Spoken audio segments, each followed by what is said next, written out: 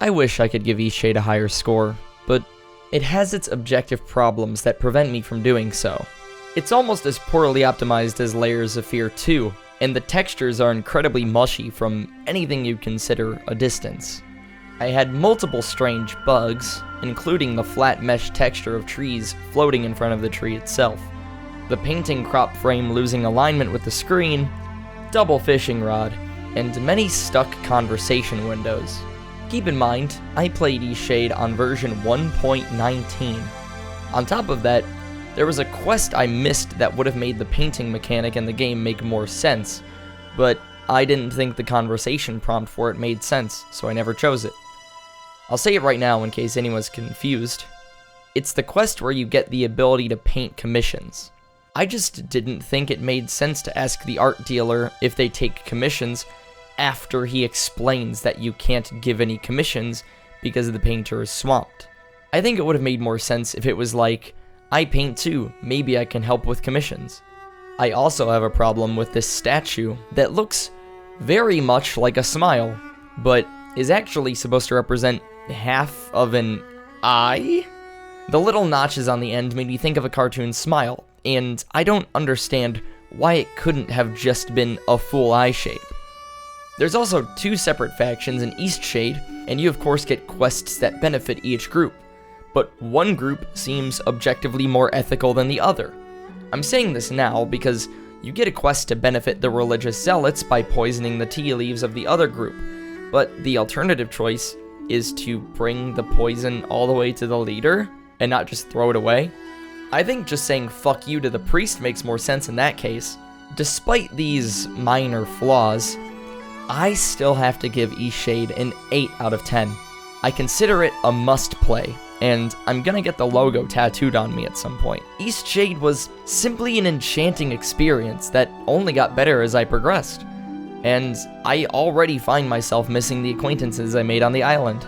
The pace only gets faster and faster as you progress, and every piece of progress is straightforward to stumble into until, like me, you complete the game.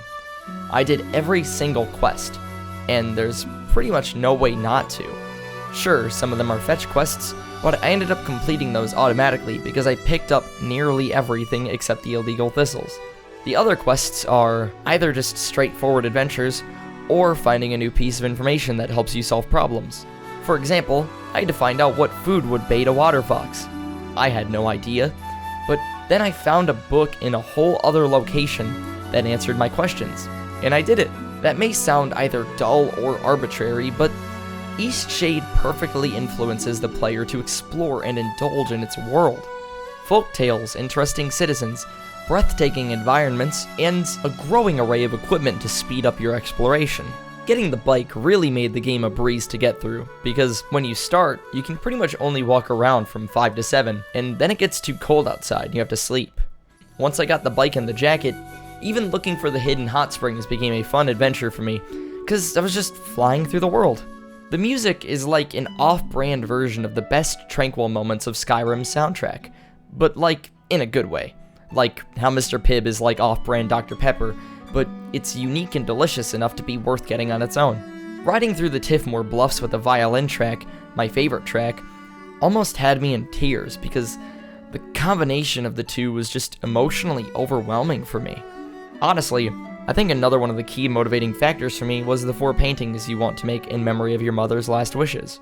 Your main goal in Eastshade is to paint the big tree, the Tiffmore Bluffs, the view from the peak of the mountain, and the view from Nava's tower. I only wish that you got closure after you return home with the paintings. Only after you paint the 4 paintings are you able to return home, and once you get home, you get to read all these letters from the friends you made on Eastshade, and then you leave with a hard cut back to the main menu.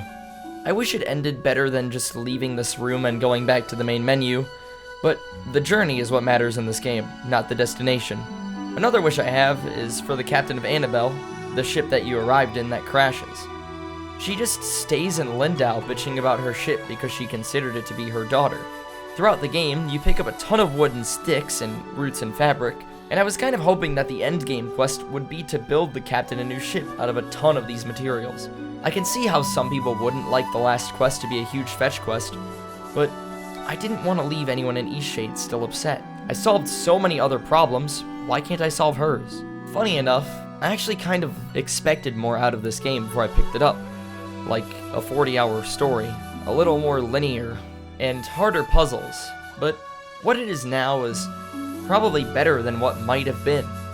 It's a concise 10 to 15 hour game you could probably beat in a day if you put the work in and use Mountain Wart Fast Travel T like I didn't do. You could probably even get sub 10 if you make better choices than I did, like starting fishing and commissions immediately after getting into Nava. Maybe Eastshade should have more emphasis on painting, but really it's not like you're staying very long, and its pace is still perfect. Sadly, I don't have much else to say about Eastshade, so I'll emphasize once again that you really should play this game. Anyone could. Feel free to comment your thoughts on Eastshade and recommend any other games you'd like to see me talk about down below. If you want to watch me play games before I talk about them, I stream quite regularly on Twitch, and it's also my main source of support. You can also join my Discord if you want to hang out, discuss, and play games with me. Links are all in the description, and peace out.